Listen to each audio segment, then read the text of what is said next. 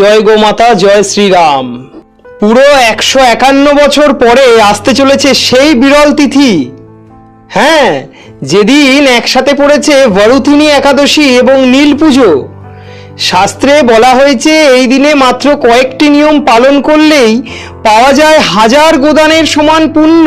ভবিষ্য পুরাণে একটি শ্লোক উল্লিখিত আছে, বরুথিনী একাদশী ব্রতং সর্ব পাপ প্রণাশনম অশ্বমেধ সহস্রন তুল্যং পুণ্যং লভেত নর। অর্থাৎ এই একাদশী পালন করলে সহস্র অশ্বমেধ যজ্ঞের সমান পুণ্য লাভ হয়। পৌরাণিক কাহিনী বা শাস্ত্রে যা বর্ণিত আছে তা হলো, এই একাদশীর মাহাত্ম্য প্রথম বর্ণনা করেন ভগবান শ্রীকৃষ্ণ ধর্মরাজ যুধিষ্ঠিরকে।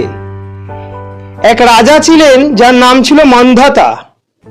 তিনি একসময় গুরুতর বিপদের সম্মুখীন হন এবং তার জীবনে অশান্তি নেমে আসে। তখন তিনি এই বরুথিনী একাদশী ব্রত পালন করেন, ফলে তিনি ফিরে পান তার রাজ্য, সম্মান এবং সুখ।